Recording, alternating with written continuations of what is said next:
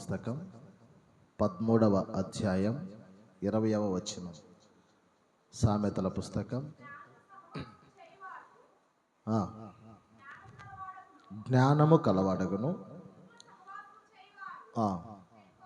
చాలు చక్కగా వ్రాయబడినటువంటి మాట బైబిల్లో నుంచి మనకు నీతిని తెలియజేస్తున్నటువంటి మాట.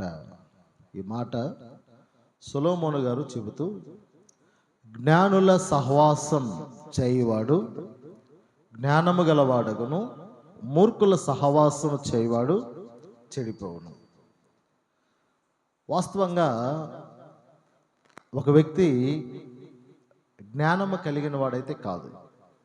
వ్యక్తి ఎవరైనా కూడా వ్యక్తి జ్ఞానము కలిగిన వాడు కాదు.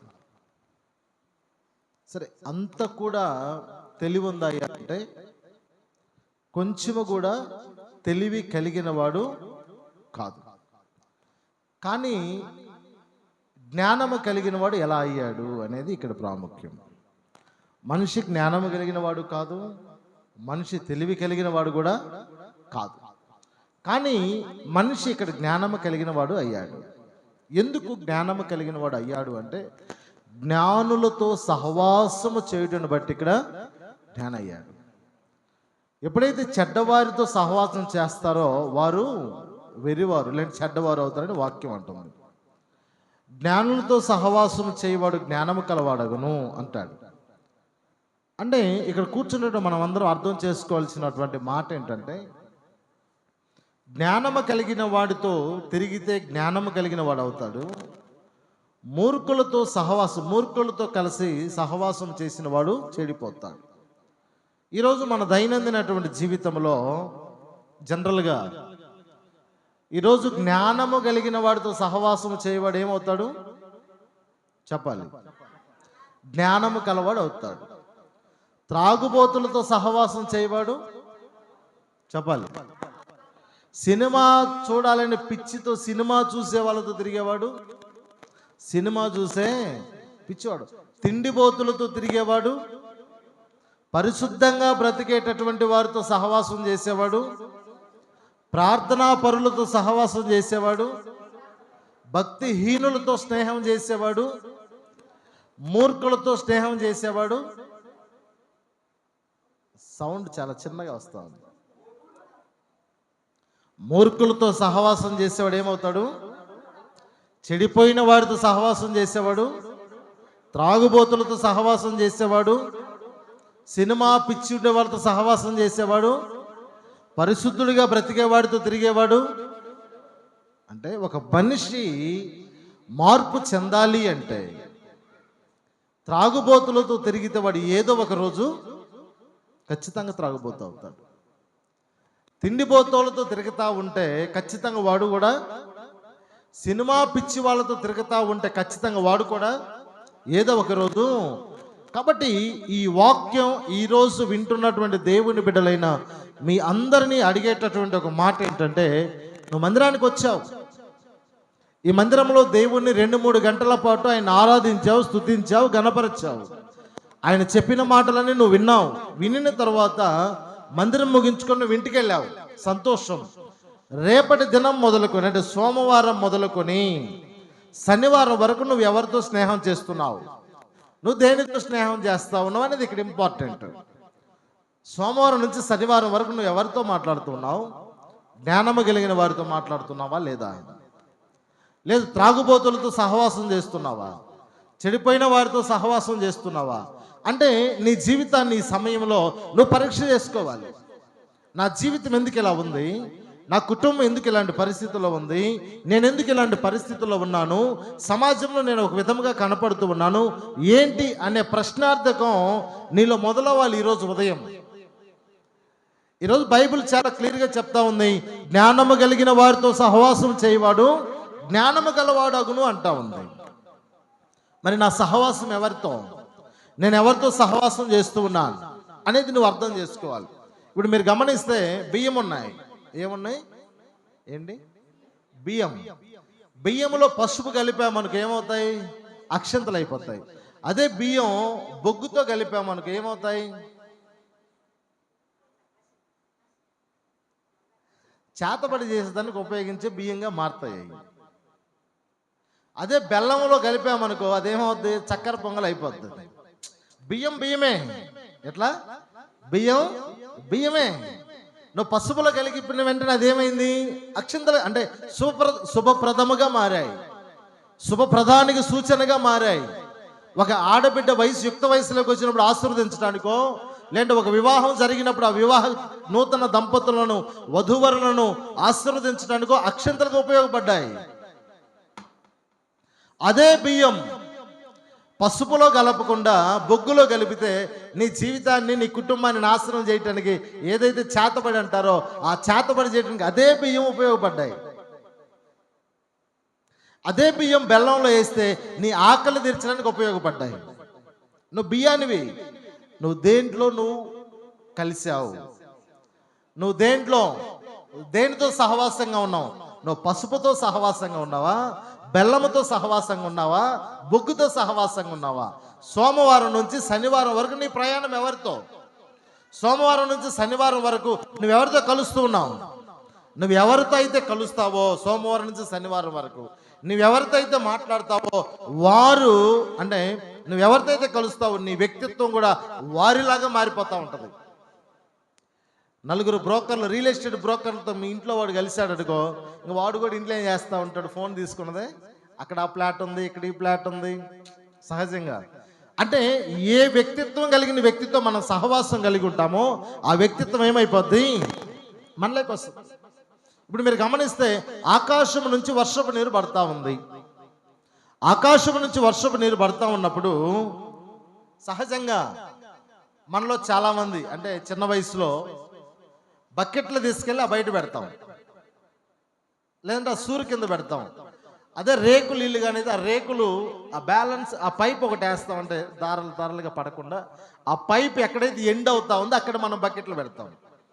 గతంలో ఆ పైపు అంటే అంత రాకముందు ఒక 10 పాత్రలు పెట్టేవాళ్ళు. ఎందుకని?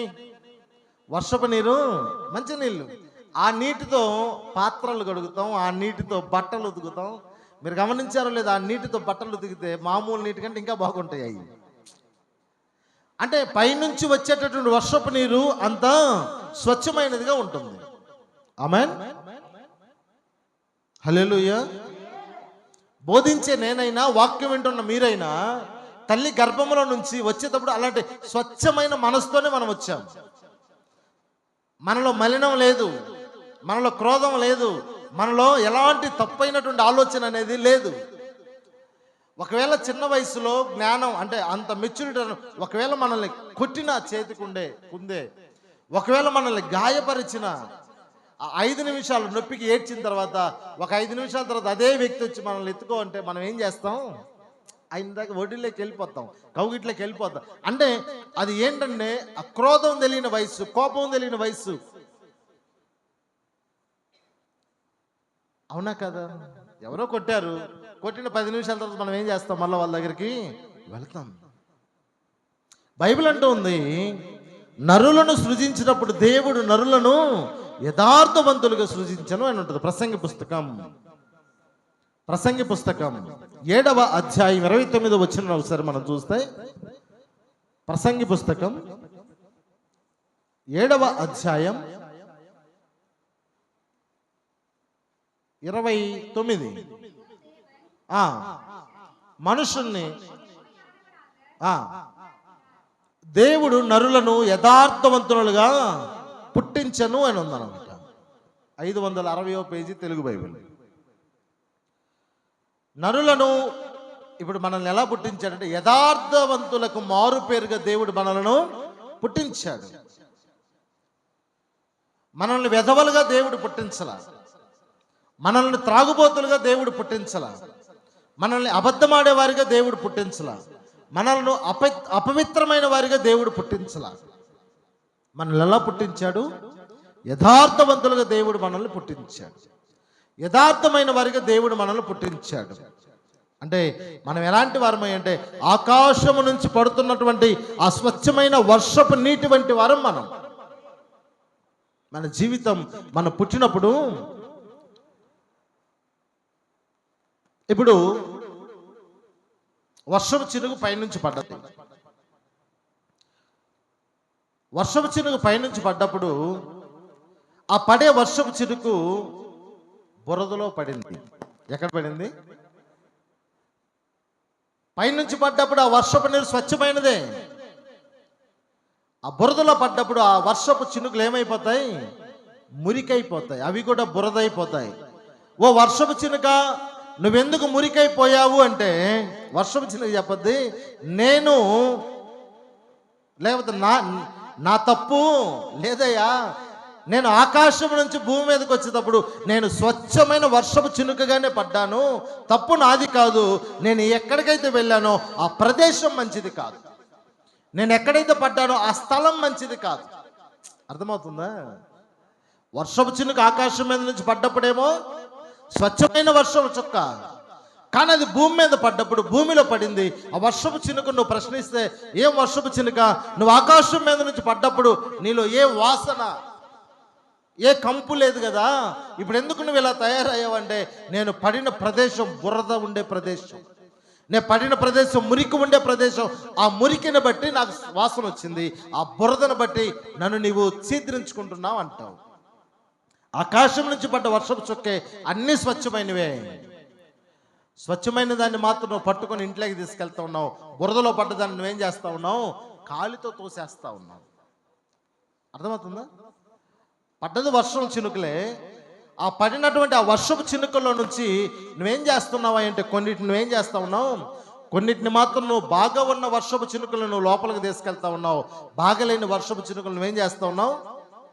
చెప్పాలి. ఏంటి ఆలోచిస్తా ఉన్నారు మీరంతా? వర్షపు చినుకుది తప్ప, పడ్డ స్థలాన్ని తప్ప? ఈరోజు నీకు కష్టాలు అయ్యాయంటే నువ్వు తప్పుడు వాడివో, నువ్వు తప్పుడు దానివో కాదు. నువ్వు చేసే సహవాసం తప్పుడుది, నువ్వు మాట్లాడే వ్యక్తులు తప్పుడు వాళ్ళు, నువ్వు వెళ్ళే ప్రదేశం తప్పుడుది. కాబట్టి నీ జీవితం అలా డిజైన్ చేయబడింది. అర్థమవుతుందా? నువ్వు చదువుకున్న వాళ్ళతోటి తిరుగు, నీ పిల్లల్ని చదువుకున్న వాళ్ళతోటి తిప్పు, నీ పిల్లల్ని చదువుకున్న వారితోటి, మంచి ఎడ్యుకేటెడ్ పిల్లలతో, ఎడ్యుకేటెడ్ కుటుంబాలతో నీ సహవాసం ఉందనుకో, నీ పిల్లలు కూడా ఏదో ఒక రోజు మంచి ఎడ్యుకేషన్ అంటే ఆ లెవెల్లోకి వెళ్ళిపోతారు. గాలోళ్ళతో తిప్పితే నీ పిల్లలు కూడా ఏదో ఒక రోజు 100% గాలోళ్ళు అవుతారు. నువ్వు ఇంటిలో నీతి బోధలు 100 చెప్పి వాళ్ళకి మంచి బాదాం, ముందిరి, ఇంకా ఏవేవో పెట్టి పంపించినా బయటకు వెళ్ళిన తర్వాత వారి సహవాసం ఎవరితో ఉందో వారు అలాగే తయారవుతారు తప్ప, నువ్వు ఇంటిలో యాపిల్ పండ్లు, దానిమ్మ పండ్లు పెట్టినావని నీ కొడుకులు అలా కారు. నీ జీవితంలో కానీ నీ బిడ్డలు ప్రతిదీ, నీ పిల్లలు చదివే స్కూల్ ఎలా ఉంటుంది, ఆ చదివే స్కూల్లో ఆ పిల్లలకి యాటిట్యూడ్ ఎలాగుంది, వారి ప్రవర్తన ఎలాగుంది, ఖచ్చితంగా నీ పిల్లలు చదివే స్కూల్లో ఆ పిల్లల యొక్క ప్రవర్తన ఎలాగుందో ఏదో ఒక రోజు నీ పిల్లవాడు కూడా వారిలాగానే మారిపోతాడు. అలాంటి వాడు కాదు నా బిడ్డ, ఖచ్చితంగా అలాంటి వాడే, కానీ నీ కంటికి కనబట్టంలే. పిల్లి పాలు తాగేది ఎవరే తెలియదు, కానీ పాలేమో అక్కడ అయిపోయి ఉంటాయి. ఒక మాట చెప్తూ ఉన్నాం, నువ్వు ఉద్యోగం చేసే స్థలంలో నువ్వు ఎవరితో సహవాసం చేస్తున్నావు నువ్వు పరీక్షించుకోవాలి. నువ్వు ఉద్యోగం చేసే స్థలంలో ఈ నాతో బాగుంటాడు కదా అని తాగుబోతులతో సహవాసం చేసావనుకో, ఖచ్చితంగా ఏదో ఒక రోజు వాడితో నువ్వు కూడా అలా పోయి కూర్చోవలసిందే. ఆడోళ్ళ సోకున్నోడితో తిరిగావనుకో, నువ్వు కూడా ఏదో ఒక రోజు ఆ సోకులో పడిపోవాల్సిందే. కానీ నీ స్నేహం ఎవరితో? నువ్వు ఉద్యోగం చేసే స్థలంలో. నువ్వు కాలేజీకి వెళుతున్నావు, నీ పిల్లలు నీ కాలేజీకి వెళుతున్నప్పుడు నీ పిల్లలు ఎలాంటి వారితో సహవాసం చేస్తూ ఉన్నారు? నీ పిల్లోడు సహవాసం చేస్తూ ఉంటే నీ పిల్లోడితో ఆ ఫ్రెండ్ ఇంటికి వస్తే వాడు చూడటానికి బాగా కనపడొచ్చేమో, కానీ వాడికి దగ్గర ఇంటికి వెళితే ఆ సర్చు పక్కల వాడి గురించి చెప్పేవాళ్ళు ఏమి చెప్తారో కూడా ఒకసారి మనం పరిశీలన చేసుకోవాలి. అది కూడా నీ బిడ్డల మీద ప్రభావం చూపిస్తుంది. నువ్వు ఉద్యోగం చేసే స్థలంలో నువ్వు చేసే సహవాసం ఏదైతే ఉందో అది కూడా నీ మీద ప్రభావం చూపిస్తుంది. నీ ఇంటికి చుట్టుపక్కల ఎవరైతే ఉన్నారో ఆ చుట్టూ పరిసర ప్రాంతాల్లో ఉన్నటువంటి వారితో నువ్వెవరితో సహవాసం చేస్తున్నావో ఆ ప్రభావం కూడా నీ మీద పడుతుంది. ఒక ఇల్లే కాదు, ఒక కాలేజే కాదు, ఒక ఉద్యోగమే కాదు, నువ్వు మందిరానికి వచ్చినప్పుడు కూడా నువ్వు మందిరంలో ఎవరితో సహవాసం చేస్తున్నావు అనేది కూడా ఇంపార్టెంట్. ఎందుకయ్యా అంటే మందిరంలోకి వచ్చే వాళ్ళంతా కూడా నీతిమంతులు కాదు. అవునా కాదా? మందిరానికి వచ్చినంత మాత్రాన, కొత్త బట్టలు వేసినంత మాత్రాన, బాప్తిజం తీసుకున్నంత మాత్రాన, పాటలు పాడినంత మాత్రాన, ఆరాధనలు చేసినంత మాత్రాన, ప్రసంగాలు చేసినంత మాత్రాన మనం నీతిమంతులం కాదు. మందిరంలో కూడా జాగ్రత్తగా ఉండవలసిందే. మందిరంలో నువ్వు ఎవరితో సహవాసం చేస్తా ఉన్నావు? ఎందుకు నేను ఆ మాట చెబుతున్నా అంటే యేసయ్యతో ఉన్నటువంటి 12 మంది శిష్యులు కూడా వాళ్ళల్లో కూడా 12 మంది నీతిమంతులు కాదు. ఆనాడు యేసయ్యతో ఉన్నటువంటి శిష్యుల్లో 12 మందిలోనే నీతి లేకపోతే ఈ రోజున్న 1200 మందో 12,000 మంది సంఘంలో నీతి అనేది కూడా ఉండదు. కాబట్టి సంఘంలో కూడా నువ్వు ఏ కుటుంబంతో సహవాసం చేస్తున్నావు, ఏ వ్యక్తులతో నువ్వు సహవాసం చేస్తున్నావు, దేవుడు ఇచ్చిన నీ సంఘములో, దేవుడు నీకు ఇచ్చిన సంఘములో ప్రార్థన పరులు ఎవరనేది నువ్వు ఫస్ట్ గమనించాలి. ఆమేన్. హల్లెలూయా, హల్లెలూయా, హల్లెలూయా. నువ్వు సంఘానికి వచ్చినప్పుడు ఆ సంఘములో ఎవరు నీతిగా యథార్థంగా దేవుని కొరకు ప్రయాసపడుతున్నారో నువ్వు గమనించాలి. నీ ఆలోచన అంతా యేసు వైపు ఉండాలి. ఆయన్ని చూస్తూ ఆ సంఘములో ఎవరి ప్రవర్తన ఎలాగుందో నువ్వు అబ్జర్వ్ చేసుకుని నువ్వు దేన్ని విమర్శించకూడదు. నీ సహవాసాన్ని కట్ చేసుకుంటూ ఉండాలి. సంఘంలోకి నువ్వు వచ్చినప్పుడు, సంఘంలో ఉన్న అన్ని కుటుంబాలలో నువ్వు గమనిస్తూ ఉన్నప్పుడు, కూర్చున్నా యేసు స్మరణ, లేచినా యేసయ్య స్మరణ, నడిచినా యేసు స్మరణ. అంటే దేవుడు దేవుడు దేవుడు దేవుడు అని, దేవుడే ప్రపంచమని ఎవరైతే బ్రతుకుతూ ఉన్నారో వాళ్ళు గుర్తించండి. అలాంటి వారితో సహవాసం చేయండి. ఆమేన్. మనం ఎవరితో సహవాసం చేయాలి? దేవుడు దేవుడు దేవుడు దేవుడు అని ఎల్లవేళ దేవుడి కొరకు ప్రయాసపడుతుంటారు చూసారా, దేవుని మీద గురి కలిగి ఉంటారు చూసారా, అలాంటి వారితో మనం సహవాసం చేయాలి. మన పెద్దలు అనేవారు చెడు సహవాసాన్ని 100 రూపాయలు ఇచ్చైనా పోగొట్టాలి, మంచి సహవాసం మీద 1,00,000 రూపాయలు ఇచ్చైనా కొనుక్కోవాలి. నీకు అది ఎంత లాభదాయకమైనదా కూడా చెడు సహవాసాన్ని నువ్వేం చేయాలి? విడిచిపెట్టాలి. నువ్వు బ్రతుకుతున్న ప్రతి చోట, నువ్వు ఉంటున్న ప్రతి చోట నీ ప్రక్కన ఉండేది ఎవరు? మనం ఒక ఇల్లు చూడటానికి వెళ్ళాము, ఇల్లు రెంట్కి కావాలి. ఆ ఇంటి వరకు చూసిరాం, ఈ పక్కన ఎవరు ఉన్నారు చూస్తామా చూడమా? పక్క నుండి టెనెంట్ అనుకూలమైనడా కాదా? పక్క నుండి టెనెంట్ హిందువా ముస్లిమా? పక్క నుండి టెనెంట్ త్రాగుబోతాడా కాదా? పక్క నుండి టెనెంట్ ఫ్యామిలీనా బ్యాచులర్ చూస్తామా చూడమా? అన్ని చూస్తాం. ఎందుకని? మన ఫ్యామిలీ సెక్యూరిటీ కోసం. అవునా కదా?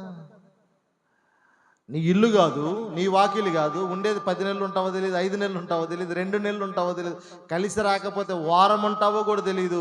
అలాంటి ఇంటి కొరకు నువ్వేం చేస్తావు? పరిశ్రమ హౌస్ ఓనర్ మంచోడేనా?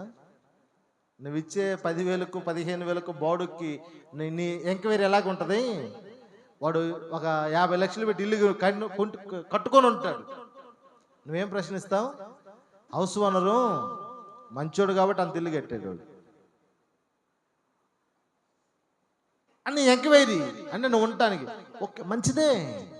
నీ ఫ్యామిలీ బాగుండాలి, నీ కుటుంబం బాగుండాలని నీ ఎంక్వైరీ, నీ ఆలోచన విధానం మంచిదే. మరి నువ్వెలా ఉన్నావు? ఆ ఇంట్లో ఎలాగ ఉంటుందని వాడిని ఎంక్వైరీ చేసావు? ఆ ఇంటి ఓనర్ ఎలాంటి వాడిని నువ్వు ఎంక్వైరీ చేసావు? ఒకవేళ నువ్వు టెనెంట్కి వెళ్తే కింద ఫ్లోరు, పై ఫ్లోరు, పక్కనుండే పోర్షన్ ఎలాంటి వారు అనేది నువ్వు ఎంక్వైరీ చేసావు? నీ పరిస్థితి ఏంది? ఒకవేళ వాళ్ళ వల్ల నీకు హాని లేకపోయినా నువ్వు ఆ ఇంటిలోకి దూరిన తర్వాత కిందోడుకో పయ్యోడుకో పక్కనోడుకో నీ వల్ల ఏదైనా హాని అవ్వద్దేమో, అది కూడా ఒకసారి మనం ఆలోచించాలి కదా. మనం ఎప్పుడు ఎదుటి వారిని బట్టి ఆలోచిస్తే ఎట్లా? ఒకసారి ఆలోచించండి. ఎప్పుడు ఎదుటి వారి గురించి వాడేలాగో ఈడేలాగని ఆలోచించాం, మన గురించి మనం ఆలోచించామా? ఆలోచించాలి. హల్లెలూయా, హల్లెలూయా. నువ్వు బ్రతుకుతూ ఉన్న ప్రతి చోట నీ ప్రక్కన ఎవరు ఉంటున్నారు? సోమవారం అయితే నీ ప్రక్కన ఎవరు ఉంటున్నారు? సోమవారం నుంచి శనివారం దాకా నువ్వు ఎవరి పక్కన ఉంటున్నావు? పదే పదే నువ్వు ఎవరితో మాట్లాడటానికి ప్రయత్నం చేస్తూ ఉన్నావు? ఎవరు నీకు దగ్గరగా ఉంటూ ఉన్నారు? ఎవరితో నువ్వు ఎక్కువసేపు ఫోన్లో మాట్లాడుతున్నావు? నీకు ఏది వచ్చినా, ఏ కష్టం వచ్చినా, ఏ బాధ వచ్చినా, ఏ నష్టం వచ్చినా, అది సంతోషమైన దుఃఖమైన ఏదైనా నువ్వు ఎవరితో ముందు షేర్ చేసుకుంటూ ఉన్నావు? నువ్వు షేర్ చేసుకునే వ్యక్తులు, నీతో కలిసే వ్యక్తులు, నువ్వు ఫోన్ మాట్లాడే వ్యక్తులు, ఎక్కువ సమయం ఏ వ్యక్తులకైతే నువ్వు సమయాన్ని కేటాయిస్తున్నావో ఆ వ్యక్తుల క్యారెక్టర్ ఏంటి, ఆ వ్యక్తుల అలవాట్లు ఏంటి, ఆ వ్యక్తుల యొక్క కుటుంబ పద్ధతులు ఏంటి అనేది నువ్వు ఒకసారి గమనించాలి. నువ్వు మాట్లాడే వ్యక్తి కరెక్ట్ అయిన వ్యక్తి కాకపోతే నీ ఇంటిలోకి నిప్పుల కుంపట వస్తుంది. ఏమొస్తుంది?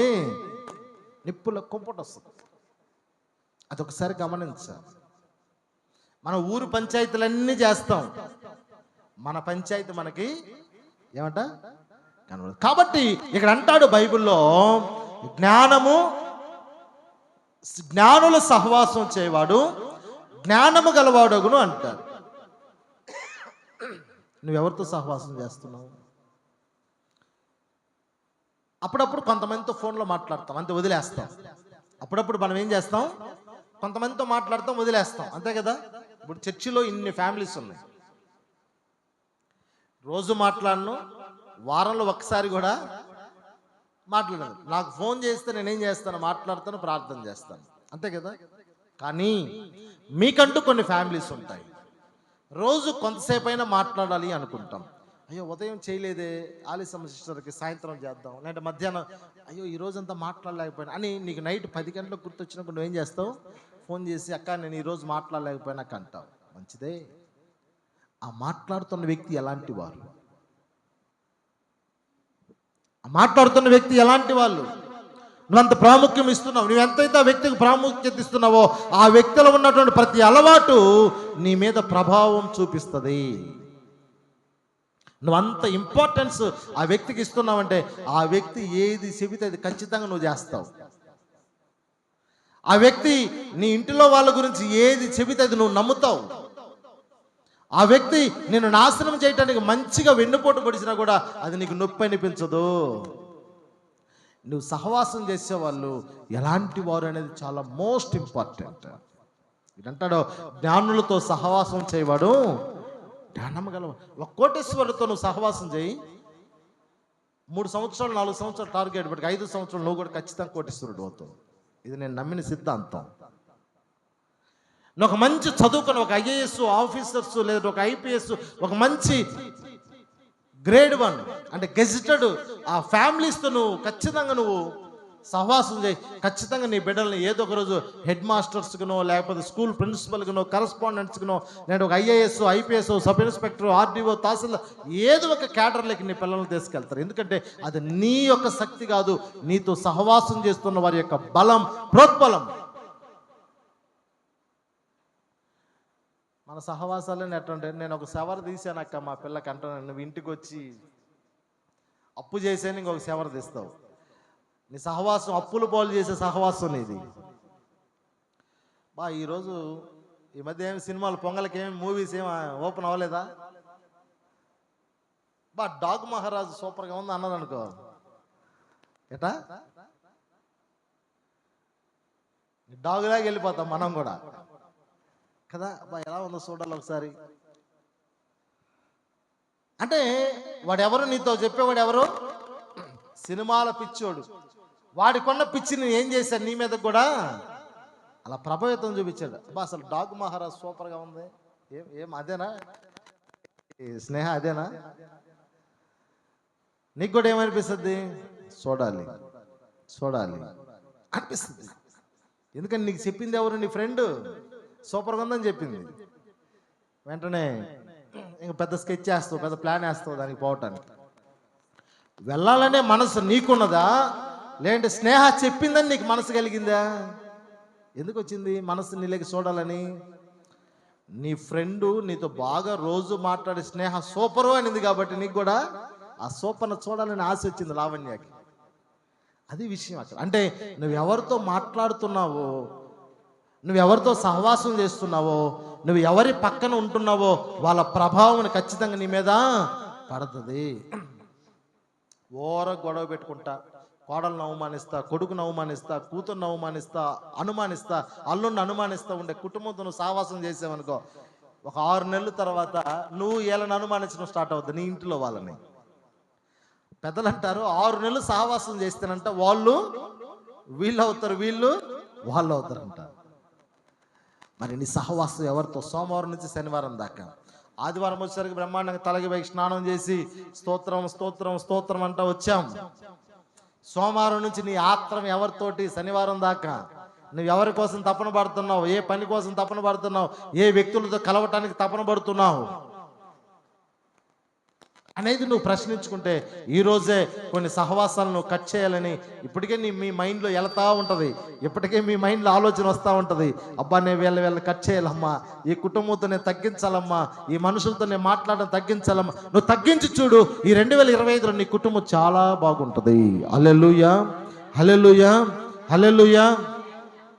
ఒకవేళ నీ సన్నిహితులు, నీ స్నేహితులు భక్తిహీనులు అనుకో, నువ్వు వారితో సహవాసం చేయటం నువ్వు ఏం చేయాలా? తక్కువ చేసుకుంటూ రావాలా. నువ్వు ఎప్పుడైతే తక్కువ చేసుకుంటూ వస్తావో భక్తిహీనులతో నీ సహవాసం, నీలో భక్తి పెరగద్ది. ఆమేన్. నువ్వు భక్తిహీనులతో సహవాసం తగ్గిస్తే నీలో ఉన్నటువంటి భక్తి ఏమవుద్ది? పెరగద్ది. మనం అనుకోవచ్చు మన క్రైస్తవులకు ఉండే ఒక పెద్ద వ్యాధి ఏంటంటే, నాకు సెల్ఫ్ కంట్రోల్ చాలా స్ట్రాంగ్ అంటాను. ఏమంట? నేను అన్నిటిలో కంట్రోల్లో ఉంటా, సెల్ఫ్ కంట్రోల్ ఎక్కువ, నన్ను ఎవరు మార్చలేరు అంటాం మనం. నన్ను ఏమంటాం మనం? సార్ నేను ఒకరు మారిస్తే మారే రకం కాదు, నాకు బాగా అంటే తెలివి ఉంది, వాళ్ళని మించిన తెలివి ఉంది అంటే దేవుని బిడ్డలు అలా తయారైపోయారు ఈ రోజుల్లో. నేను ప్రార్థన చేస్తానండి, నాకు సెల్ఫ్ కంట్రోల్ ఎక్కువ, దేవుడే నాతో మాట్లాడతాడండి. బైబిల్ అంటుంది, 1 కొరింథీయులకు రాసిన పత్రిక 15వ అధ్యాయం 33వ వచనం. కొరింథీయులకు రాసిన మొదటి పత్రిక 15వ అధ్యాయం 33వ వచనం.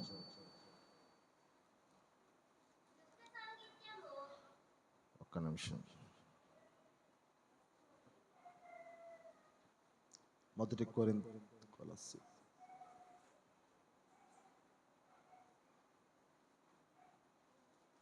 చదువు.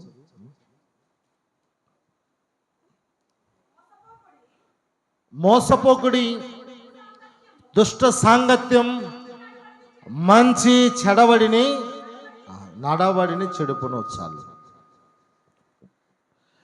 నువ్వు ఎవరితో సహవాసం చేస్తా ఉన్నావు?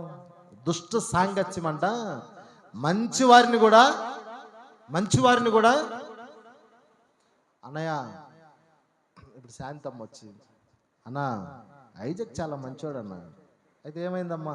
అలా వాళ్ళతో తిరిగి చెడిపోయాడన్న అంటదా అన్న? ప్రభా ఉన్నాడు. మన చర్చిలో ఉండే పిల్లలందరినీ చూస్తాను నేను రోడ్ల మీద. నిజం, ఆవిడికి అప్పుడప్పుడు వచ్చిపోతాను నేను, మీకు తెలీదు. ఈ 7-8 సంవత్సరాల ప్రభా ఒక్కరోజు కూడా నాకు కంట్లో బల్ల, మిగతా అందరూ పడ్డారు. కంట్లో పర్లేదు కాబట్టి ఆ పిల్లోడు తాకట్లే, కంట్లో పర్లేదు కాబట్టి చెడు ప్రవర్తన లేకపోలా, కంట్లో పర్లేదు కాబట్టి హెయిర్ స్టైల్ మార్చలా, కంట్లో పర్లేదు కాబట్టి ప్యాంట్లు మార్చలా, చొక్కాయలు మార్చలా, హెయిర్ స్టైల్ మార్చలా, మెల్లో వీళ్ళు మన పిల్లలు వేసిన చైన్లు స్టీల్ చైన్లు వేలా, స్టీల్ కడియాలు వేలా, స్టీల్ ఉంగరాలు పెట్టలా, దెయ్యాలు పెట్టినట్టు. ఎందుకని? తన పనేదో తాను చూసుకుంటా ఉన్నాడు, చెడు సహవాసానికి దూరంగా ఉన్నాడు. ప్రభా ఏమన్నా ముసలోడా, లేదా నేను చిన్న పిల్లోడా? ఒకటే, నాకు అవసరమేముంది? అదేమన్నా బతుకా భాగ్యమా? నా పని నాది, నేను ఎందుకు డైవర్ట్ అవ్వాలి నా లైఫ్లో నుంచి? నా సమయాన్ని ఎందుకు వేరే వాళ్ళ కోసం నేను కేటాయించాలి? ఇంట్లో ఉంటే ఆరోగ్యంగా ఉంటా, ఇంట్లో ఉంటే ప్రశాంతంగా ఉంటా, ఏ డిస్టర్బెన్స్ నా మైండ్లోకి రాదు. వాళ్ళు అలా అన్నారు, వీళ్ళు ఇలా అన్నారు, ఎందుకు? అవసరం లేదు కదా. అంతేనా కాదా? ప్రభా వేరే టైప్ ఏమైనా అంటే వేరే రూట్లో ఏమైనా ఉన్నాడా? లేదు కదా. నాకు తెలిసి ప్రభా లైఫ్లో లవ్ గోల్ లేదు. అంటే పైనుంచి పడ్డ వర్షపు చిరికెట్టో ప్రభా ప్రస్తుతం ఇంట్లో నుంచి బయటికి పోయాడు అనుకో, బురదలో పడితే ఆ వర్షపు చిరికి ఏమవుద్ది? స్మెల్ వస్తుంది. మరి నీ బిడ్డలు ఎలాగున్నారు? నీ బిడ్డలు ఎలాగున్నారు ప్రశ్న ఆలోచించుకో. రేపు పొద్దున్నే చేతులు కాలిన తర్వాత ఆకులు పట్టుకొని ప్రయోజనం లేదు. దేవుని చిత్తం ఎలాగుంటే అలాగ జరుగుద్ది సార్. నీ ముఖం, నీకెందుకు జ్ఞానం ఇచ్చాడు దేవుడు? నీకెందుకు ఆలోచన ఇచ్చాడు దేవుడు? నీకెందుకు ఖండించేటటువంటి దేవుడు అన్నాడు. నువ్వు బుద్ధి చెప్పు, ఖండించు, గద్దించు. పాస్టర్ల వాక్యంలో మాత్రం చదువుతారు, ఖండించమని ఉంది వాక్యం, బుద్ధి ఒరే తల్లిదండ్రికి కూడా పిల్లల్ని ఖండించండి అని చెప్పండి, బుద్ధి చెప్పండి అని చెప్పండి, గద్దించండి అని చెప్పండి అని తల్లిదండ్రులు కూడా మనం ఏం చేయాలి? నేర్పాలి. దుష్టుడు అనగా బైబిల్లో దాన్ని ఏమంటారంటే, బైబిల్ వర్డ్లో సాతాను అంటాం. పుట్టినోట్లో ఉంటుంది సాతాను అని. ఇప్పుడు నీ పిల్లలు దుష్ట సాంగత్యం త్రాగుబోతులతో సహవాసం చేస్తుంటే ఎవరితో సహవాసం చేసినట్టు? సాతానుతో సహవాసం చేసినట్టే. నువ్వేమో దేవుడి దగ్గర, నీ బిడ్డేమో దెయ్యం దగ్గర. మీ భర్త ఏమో దెయ్యం దగ్గర, భార్య ఏమో దేవుడి దగ్గర. ఎట్ట సింక్ అవద్ది? ఆలోచించేయండి, ఆలోచించేయాలి మనమంతా. మనకు ఆవిడ, అన్నయ్య నాకు చర్చికి పోవడానికి చాలా డిస్టర్బెన్స్గా ఉంది. ఏమ్మా నువ్వు చర్చికి ఎందుకు పోతున్నావు? వాడు ఎవరన్నా ఉండరా అన్నాడంట. ఏమన్నాడంట? నువ్వు చర్చికి ఎందుకు పోతున్నావు, నువ్వు వద్దంటే వాడు ఎవరైనా ఉండరా. ఇమీడియట్లీ వాడికి డివోర్స్ అని చెప్పాను నేను. ఏమన్నా అనుకోండి తర్వాత సంగతి. అలాంటి నీ జీవితంలో ఉంటే ఏ రోజైనా నీకు ముల్లే, దేవుడు చూసుకుంటాను నిన్నని చెప్పాను. ఆమేన్. అందుకని నువ్వు దుష్టుడితో సహవాసం చేయలా. నీ ఇంట్లో వాళ్ళు దుష్టుడితో సహవాసం చేసి ఆ దుష్ట కార్యాలు ఇంట్లో చేస్తే ఆ మచ్చ ఎవరికి వస్తుంది? నీకు కూడా వస్తుంది. నీ బిడ్డ తప్పు చేశాడు. బైబిల్లో చక్కని మాట ఉంది, తల్లి చేలో మేస్తే బిడ్డ గట్టిన మేయదు అంటారు. నీ బిడ్డ తప్పు చేస్తే ఆ ఎఫెక్ట్ ఎవరి మీద పడద్ది? తల్లి మీద కూడా పడద్ది. మగపిల్లడు తప్పు చేస్తే ఆ యొక్క నింద తండ్రి మీద కూడా ఆ ఎఫెక్ట్ పడద్ది. వాళ్ళ నాయన వాడు ఏమేం పాపాలు చేసినా ఎన్ని వాడికి తగిలి అంటాం. మనమా అంటారు. కీర్తనల పుస్తకం ఒక మాట ఉంటుంది, 26వ కీర్తన 26వ కీర్తన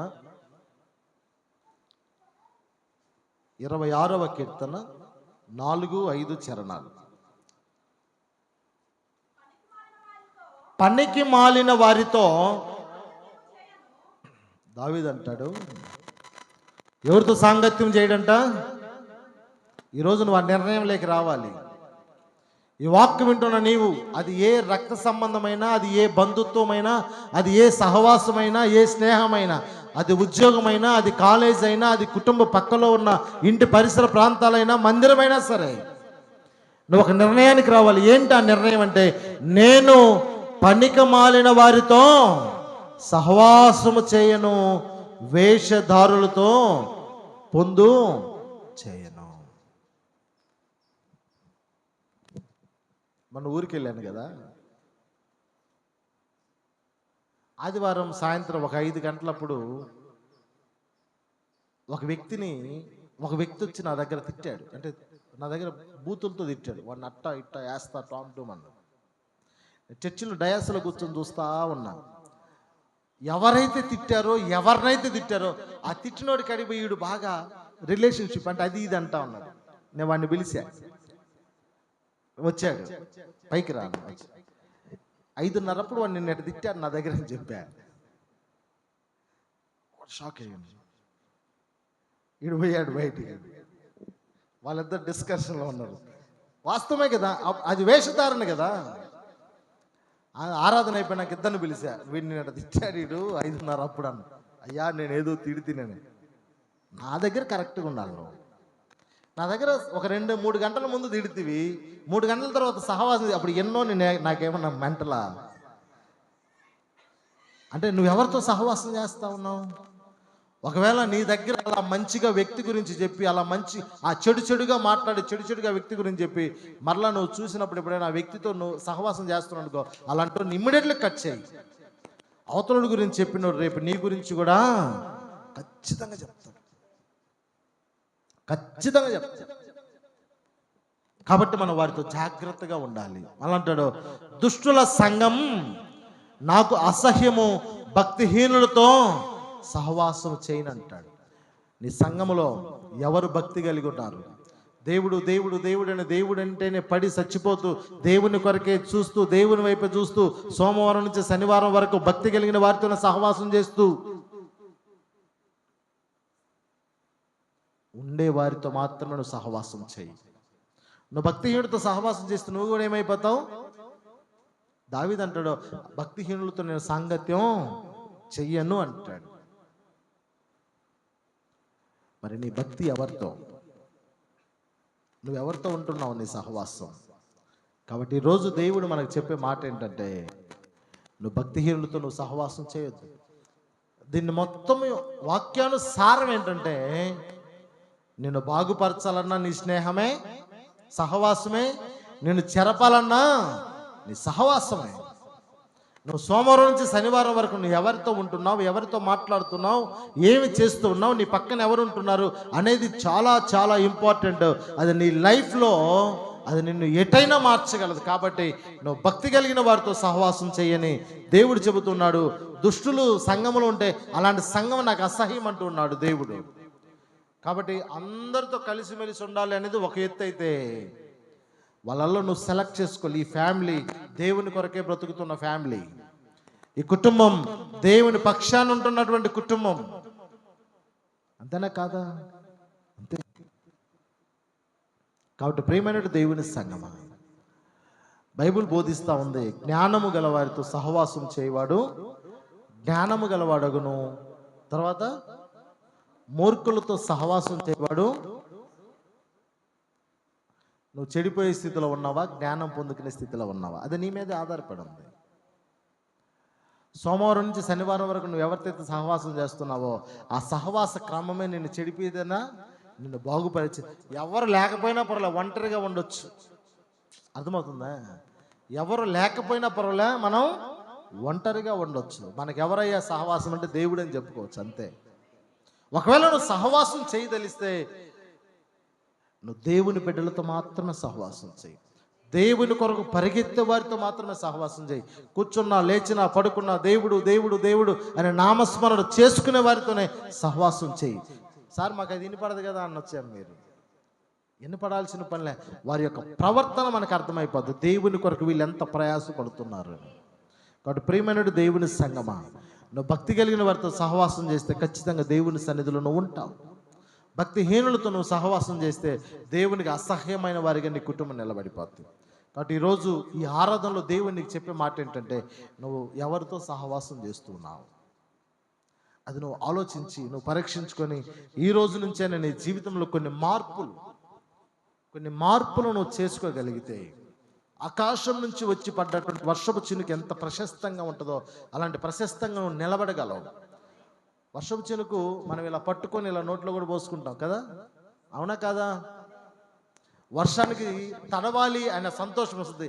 వర్షంలో తడిస్తూ ఉంటే బాగుంటుంది అనిపిస్తుంది. చాలా మంచిది వర్షంలో తడిస్తే. రే తడవగాక జలుబులు వేస్తుంది, జ్వరం వస్తుంది అంటాం మనం.